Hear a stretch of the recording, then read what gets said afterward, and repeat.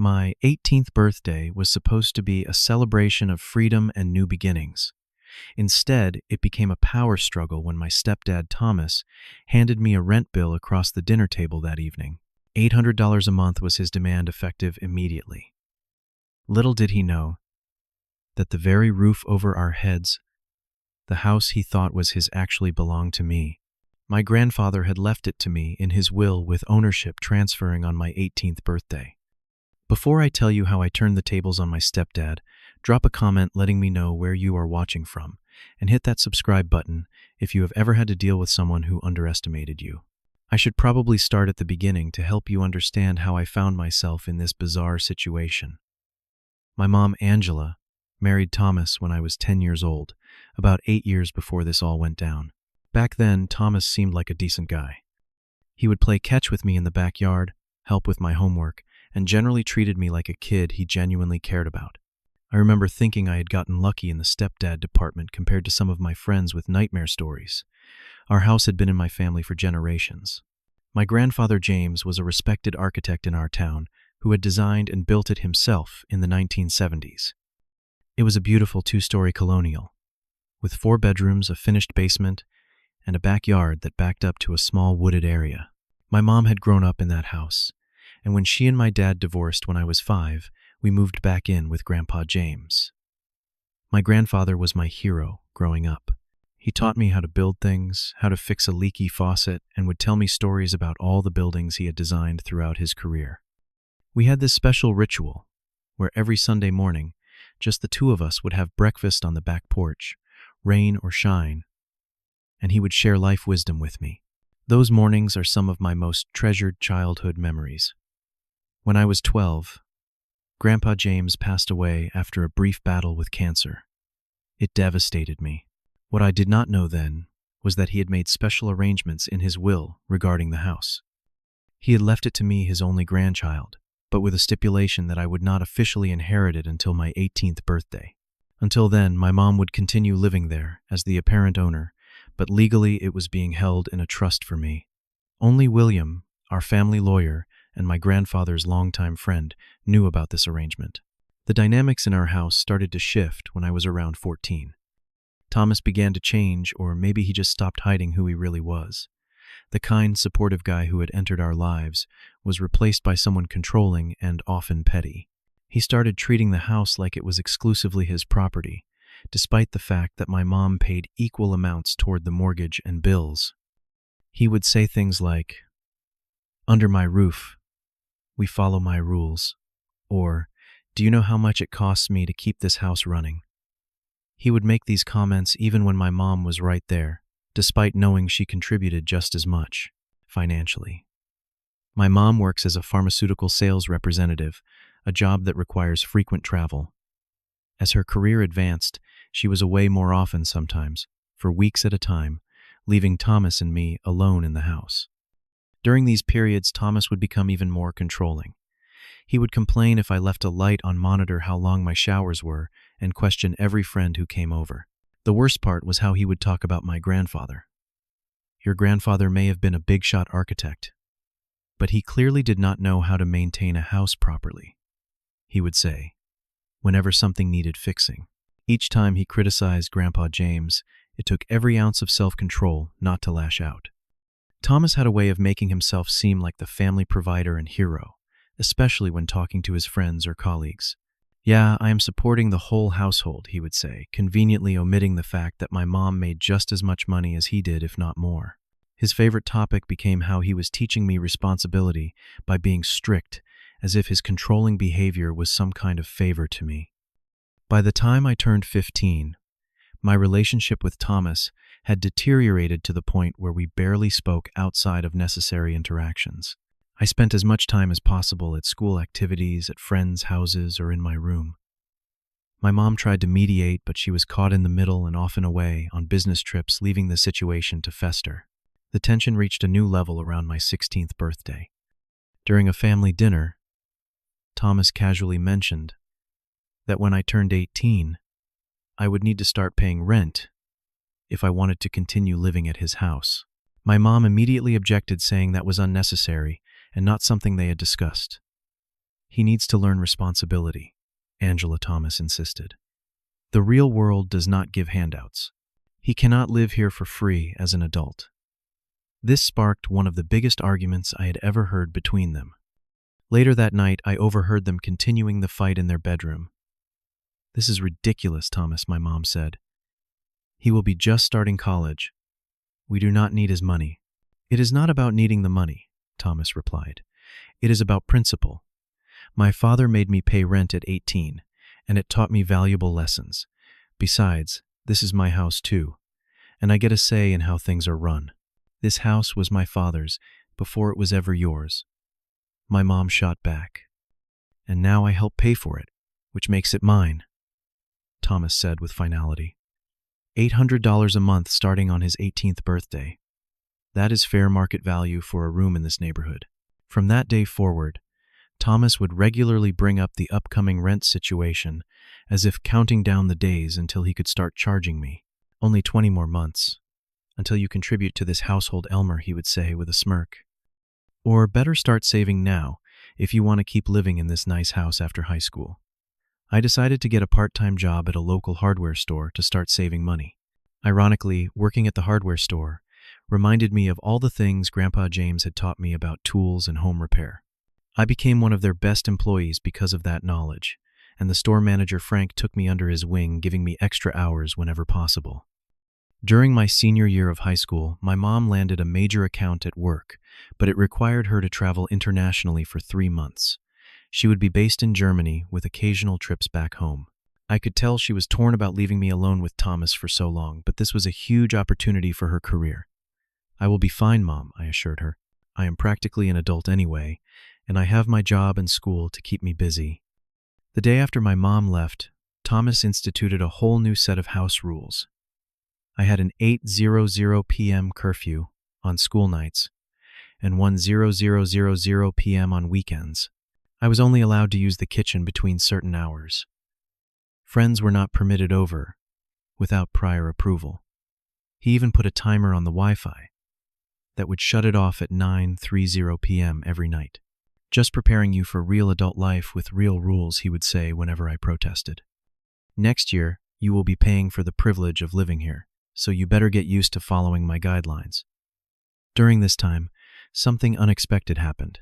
I received an official-looking letter addressed to me from William Perkins, Esquire. Thomas grabbed it from the mail first, of course.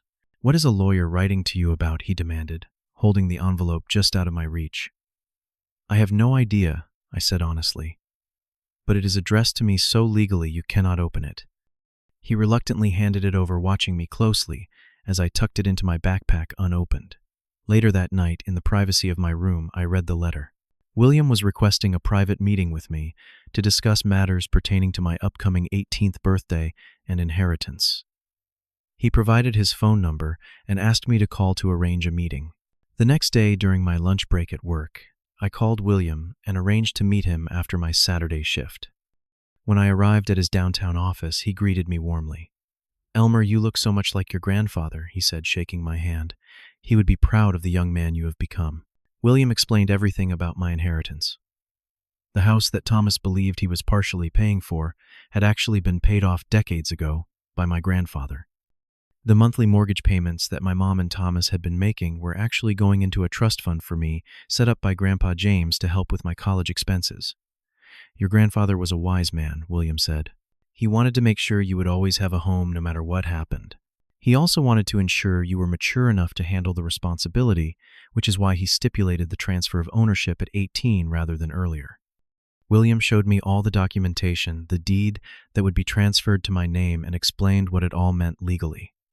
"On your 18th birthday, you officially become the sole owner of the property. You will have all rights and responsibilities that come with home ownership." I was stunned. "Does my mom know about this?" William nodded. "Your mother was informed after your grandfather passed, but she agreed with him that you should not be told until the appropriate time. She wanted you to have a normal childhood without the burden of knowing you owned a valuable property." "And Thomas, does he know?" "No," William said firmly. "Your mother respected your grandfather's wishes to keep this private. As far as I know, your stepfather is unaware of the arrangement." As my birthday approached, Thomas became increasingly smug about his plans to charge me rent. He even slipped a mock lease agreement under my door one night, outlining all the tenant responsibilities I would be expected to uphold. The final straw came when I discovered Thomas had been going through my room while I was at work. I had been keeping my savings in a locked box hidden in my closet. One day, I came home to find the box forced open and Thomas waiting for me in the kitchen.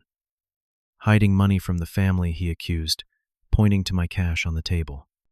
Over $2,000 that could be helping with household expenses, and you have been keeping it secret. That is my money from working, I defended. I earned every dollar. Under my roof, using utilities I pay for. He countered. From now on, you will contribute 20% of your earnings to household expenses. Consider it practice for when you start paying full rent. I was furious, but managed to stay calm. My birthday is in 3 weeks. Can we discuss this then? Thomas smirked. Fine, consider it a temporary reprieve. But on your birthday, we are going to have a serious discussion about your financial responsibilities as an adult. What Thomas did not know was that I was counting down the days just as eagerly as he was, but for very different reasons. My 18th birthday fell on a Tuesday. I woke up early. A mix of nervousness and excitement making sleep impossible. Today was the day everything would change, though not in the way Thomas expected. I had arranged to meet William at his office before my afternoon shift at the hardware store. The morning was surprisingly quiet. My mom had sent a giant bouquet of flowers and called first thing to wish me happy birthday. Thomas merely grunted a half-hearted happy birthday as he left for work, adding, "We will talk tonight about your living arrangements." At 10 o'clock, I sat in William's office as he presented me with the official deed to the house transferred into my name. He also gave me a small box. "This is from your grandfather," William explained. He left specific instructions that it should be given to you today. Inside was a key to a safety deposit box at the local bank, along with a handwritten note from Grandpa James Elmer. "If you are reading this, you are now a homeowner. With great property comes great responsibility. This key opens the door to your future. Use it wisely, and remember that a true legacy is not what you own, but what you build with it. Love, Grandpa." William drove me to the bank where I accessed the safety deposit box. Inside were various important documents related to the house, including the original blueprints drawn by my grandfather insurance papers and a substantial amount of cash with a note saying, "For emergencies or improvements, your choice." As evening approached, I returned home and found Thomas already there, sitting at the dining table with papers spread out before him. He had prepared an official-looking rental agreement and had a calculator out. "Happy birthday," he said with a tight smile. "Time for our talk." My mom had arranged to call during dinner to celebrate my birthday remotely. When she did, Thomas immediately began explaining his rent proposal to her, as if seeking her backing. $800 is the going rate for a room in this area, he insisted. "I have done my research." "Thomas, we discussed this." My mom sighed. "I do not think now is the appropriate time." "There is no better time," Thomas countered. "Elmer is 18 today. He is legally an adult. Adults pay their way." Throughout this exchange, I remained quiet eating my birthday dinner as they argued. Finally, Thomas turned to me with an ultimatum. "Starting next month, you pay $800 rent, plus 1/3 of the utilities, or you find somewhere else to live. Those are your choices as an adult under my roof." I took a deep breath and reached into my pocket, pulling out the folded deed William had given me earlier. I placed it on the table between us. "Actually, Thomas, there is something you should know," I said calmly. "It is not your roof." "What are you talking about?" he scoffed, not even bothering to look at the document. "This is the deed to the house," I explained. "As of today, I am the legal owner. Grandpa James left it to me in his will, with the stipulation that ownership transferred on my 18th birthday. Thomas stared at me, then snatched up the paper. His face cycled through expressions of disbelief, confusion, and then anger as he scanned the document. "This is some kind of joke," he said, "or a forgery." "It is completely legitimate," I assured him. "You can call William Perkins if you want confirmation. He has been managing the trust until today." Thomas grabbed his phone and stalked out of the room. I could hear him in the hallway, his voice rising, as he presumably called my mom for an explanation. Meanwhile, I stayed at the table, continuing my birthday dinner with my mom, still on video call. "Is everything okay?" she asked, concern evident in her voice. "Everything is fine," I replied. Just a bit of a surprise for Thomas. A few minutes later, Thomas stormed back in his face, red with fury. "You knew about this," he demanded, looking at the phone where my mom was visible on screen. "All this time, I have been paying a mortgage on a house that actually belongs to your son, Thomas." "There is no mortgage," my mom explained patiently. "The house was paid off years ago by my father. The payments you have been making have been going into Elmer's college fund."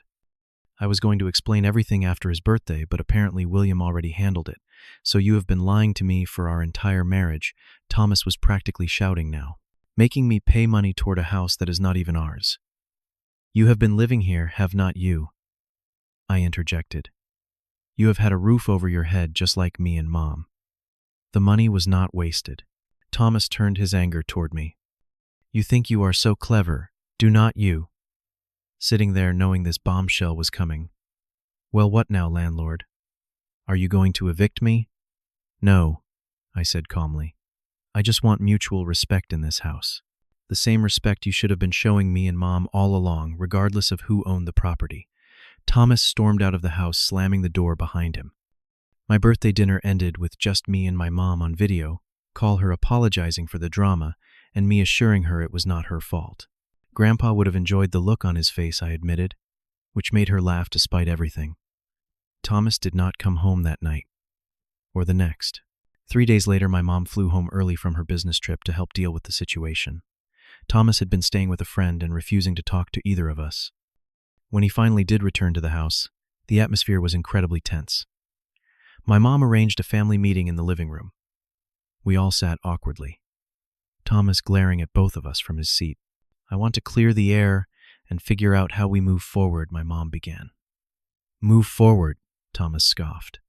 "I have been lied to for years about something as fundamental as where I live." "I honored my father's wishes," my mom replied firmly. "He wanted Elmer to inherit the house when he was mature enough to handle it." "And what about me?" Thomas demanded. "Did anyone consider how this would affect me?" I decided it was time to speak up. "Thomas, nothing has really changed except now you know the truth. You have been living here the same as always. The only difference is who the deed says owns the property." Thomas turned to me, his expression still hostile, but with a hint of uncertainty now. "So what happens next? Are you going to start charging me rent?" Turn the tables. It was a fair question, and one I had given a lot of thought to over the past few days. I could have been vindictive. Part of me wanted to hand him a lease agreement, identical to the one he had prepared for me, just to see how he would react. But I knew that would only make things worse. "No, I am not going to charge you rent," I said. "But I do expect to be treated with respect in my home. No more arbitrary rules, no more invading my privacy, no more belittling me or my grandfather." My mom nodded in agreement. "This house has always been a family home. It should continue to be one with everyone treating each other with dignity." Over the next few weeks, things were understandably awkward. Thomas was quieter than usual, seemingly processing this major shift in household dynamics. He stopped making comments about rules or contributions and generally kept to himself. My mom worried that her marriage might not survive this revelation, but gradually, something unexpected began to happen. Thomas started to change. It began with small things. He fixed a leaky faucet in the kitchen without being asked. He stopped monitoring my comings and goings. One day I came home to find him looking through old photo albums of Grandpa James and the house being built. "Your grandfather was talented," he said simply, when he realized I was watching him. It was the first positive thing he had said about my grandfather in years. About a month after my birthday revelation, Thomas approached me while I was doing homework at the dining table. "I owe you an apology," he said, looking uncomfortable, but sincere. "I have not been the stepfather you deserved." I was so surprised I did not know how to respond at first. "The truth is," he continued, "I always felt like an outsider in this house. like I was living in your grandfather's shadow. I knew how much your mom and you adored him, and I guess I was jealous of a man I had never even met. You did not have to be, I told him. There was room for both of you in our lives. I know that now, he admitted. Finding out about the house made me realize how petty I have been. I have been so focused on asserting control that I missed the chance to actually be part of this family. Over the following months, our relationship slowly began to heal. Thomas made genuine efforts to connect with me, asking about my interests and plans for college. He stopped treating the house like his personal kingdom and started treating it like our shared home. By the time I started college that fall, I had decided to continue living at home to save money. My mom was thrilled, and surprisingly, Thomas seemed pleased as well. He had taken an interest in the house maintenance, even asking to see the original blueprints so he could understand how everything was designed.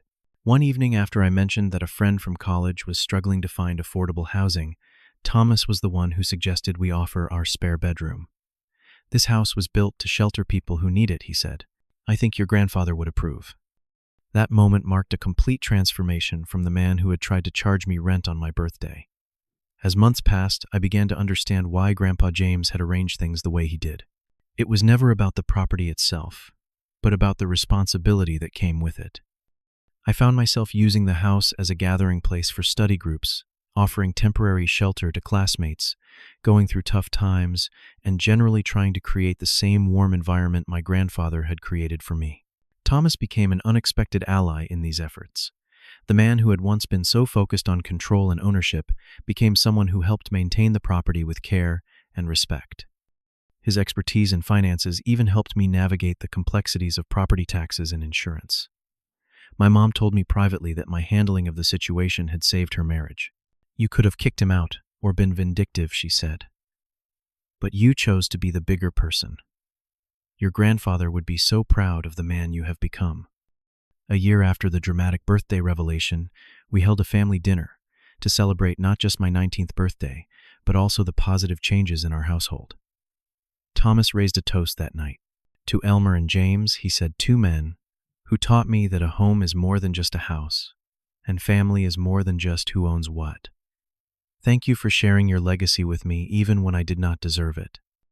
I never did charge anyone rent, not even when more college friends needed temporary housing. Instead, I asked only that everyone contribute to the household in ways they could, whether through chores, repairs, or simply bringing positive energy into the home.